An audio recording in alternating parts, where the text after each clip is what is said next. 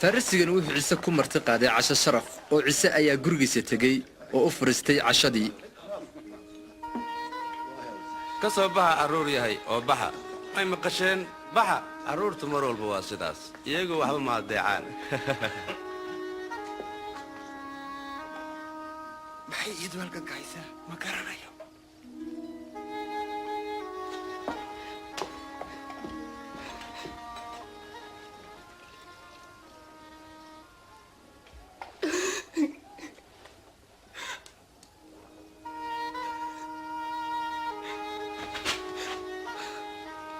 maxay meesha ka qabanaysaa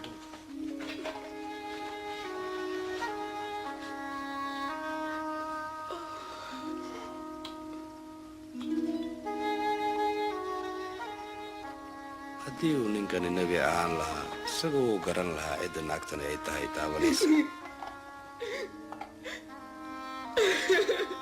isagoo uu ogaan lahaa nolosha dembiga leh oo ay ku nooshahay waan garanayaa cidda ay tahay simonow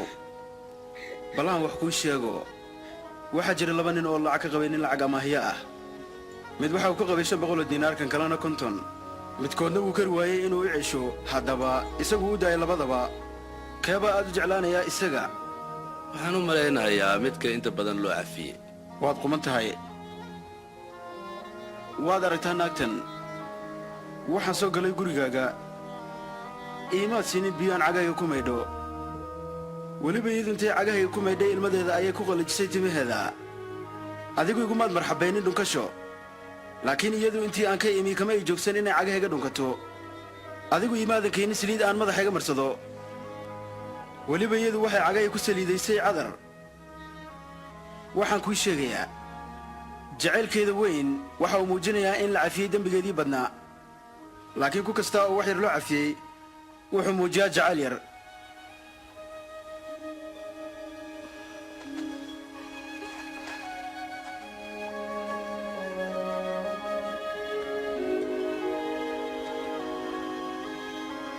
dembiyadaadii waa laga cafiyey iimaankaaga ayaa ku badbaadiyey ee nabad ku tag aniga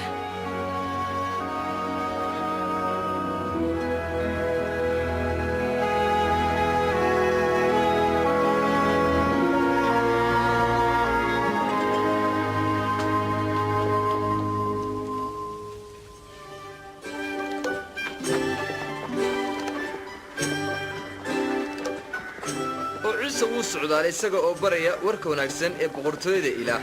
oo waxaa isaga la socday 12 xorta ah iyo qaar habla ah oo laga daweeyey ruuxyo wasakha maryamtii la oran jiray magdalan yo'aana oo ninkeedu khusas dhaweeye ka ahaa guriga herodos iyo suusaana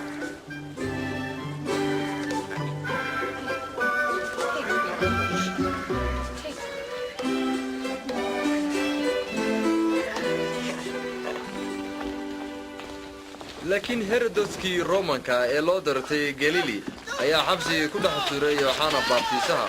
waayo waxa isagu ku dhalanceynayay guurka naagta walaalkii markii aynu gaadhay irdaweyn ayaa waxaa la soo bixiyey maydkuna wuxuu ahaa wiil isla naxarmaliyad dhashay kolkuu ciise arkay iyada waxaa qalbigiisa ka buuxsamay naxariis isagu wuxuu taabtay naxashkii oo wuxuu ku yidhi ninkaagan dhallinyarada ah istaag baan ku leeyahay maydka ayaa indhaha kala qaaday oo wuxuu duuba siiyey hooyadiis weydii isaga oo dheh adigu ma waxa tahay midkuu yooxana yidhi wuu iman doonaa mise qof kale ayaanu sugnaa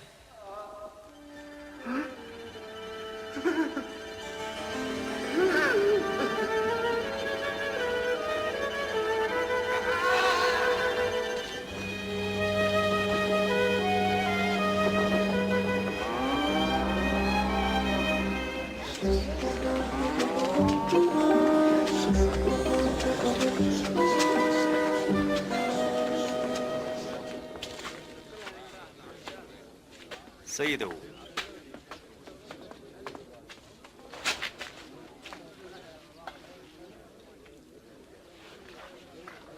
سيدو يوحنا بابتيسا يا نوكا صدري إنا تاي كان إيمانيا أما ما وحان فلنا متكالي noqo oo u sheeg yuxanaa waxaad aragtay oo aad maqashay indhooluhu waxbuu arkaa cuuryaankuna wuu socon karaa maxay faraxsan yihiin kuwa aan iga shakiyin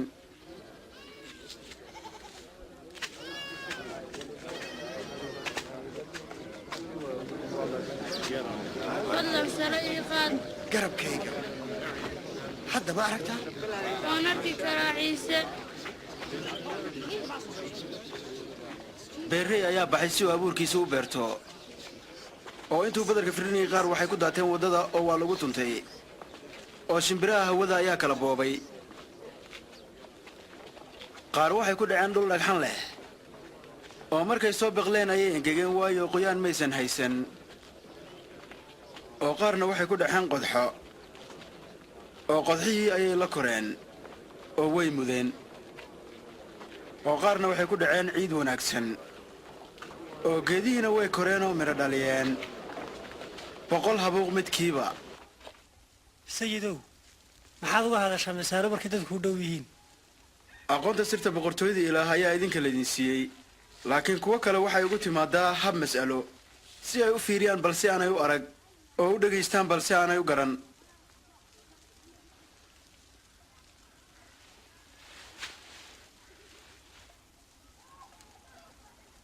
waa midaan waxay ka dhigan tahay masaalku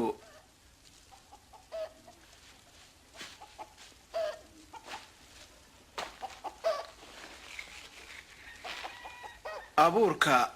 waa ereyga ilaah abuurka ku daatay jidka dhinaciisa micno ahaan waa kuwa maqlay ereyga laakiin shaydaan ayaa u yimi oo ka qaaday farrinta qalbiyadooda si uu uga hortago inay aaminin oo badbaadin abuurka ku dhacay dhulka dhagxaantale micno ahaan waa kuwa maqlay farrinta oo si farxad loo aqbalay laakiin iyagu xididama leh waxayse aamineen muddo gaaban oo markii wakhtigii imtixaankii la gaaray way wada dhaceen abuurkii ku dhacay dhulka qodxanta waa kuwa maqlay